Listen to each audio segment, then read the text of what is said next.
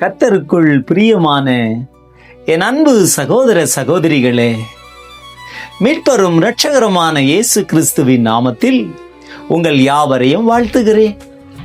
இந்த நாளுக்குரிய வேத வசனம் ஆதியாகமம் 1:29. பின்னும் தேவன், இதோ பூமியின் மேல் எங்கும் விதை தரும் சகல பூண்டுகளையும் விதை தரும் கனி மரங்களாகிய சகல விருட்சங்களையும் உங்களுக்கு கொடுத்தேன், அவைகள் உங்களுக்கு ஆகாரமாயிருக்க கடவது. பிரியமானவர்களே, நம்முடைய தேவன் 6ஆம் நாளில் மனிதனை உருவாக்கும் முன்பு அவனுக்கு தேவையான அத்தனை ஆசீர்வாதங்களையும் ஆயத்தம் பண்ணினார். பறவைகளையும் மச்சங்களையும் மிருகங்களையும் ஆசீர்வதித்து அவன் கையில் வழங்கினார்.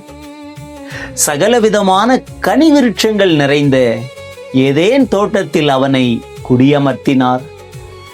அவனுக்கு தேவையான அவசியமான ஏற்ற துணையையும் உருவாக்கி கொடுத்து அவன் தனிமையை நீக்கினார். இவைகளில் எந்த ஆசீர்வாதங்களையும் மனிதன் தானாக வந்து தேவனிடம் கேட்கவே இல்லை. அவராகவே முந்திக்கொண்டு மனிதனை ஆசீர்வதித்தார். தேவ பிள்ளைகளே, ஆதி மனிதர்களின் காலத்தில் நோயும் சாவும் இல்லை.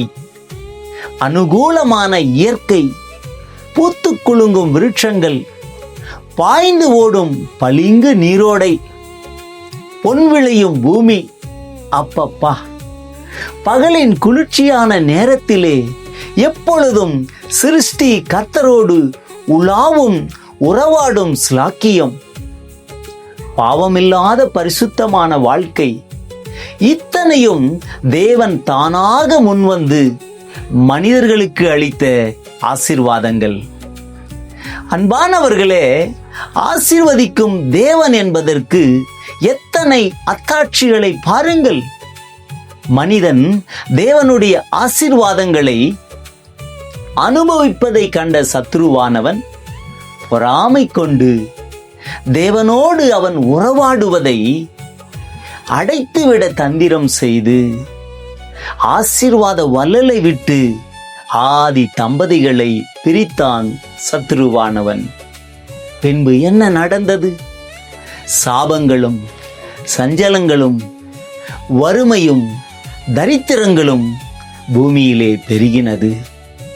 ஆனாலும் தேவன் அவர்களை கைவிடவே இல்லை.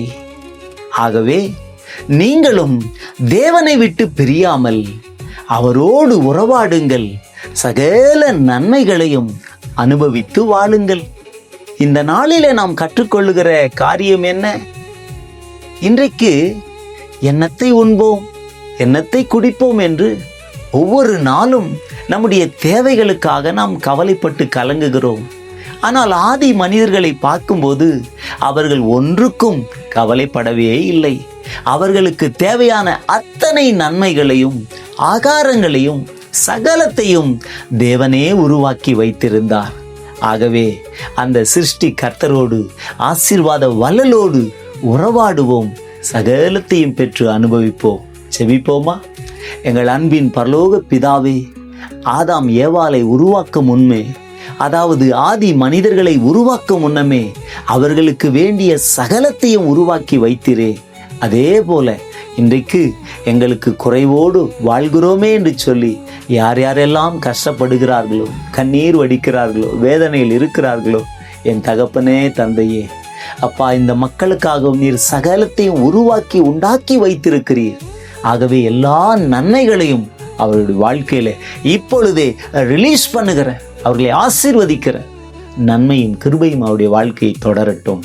ஆசீர்வதிக்கிறேன் இயேசுவின் நாமத்தில் பிதாவே, ஆமேன். God bless you.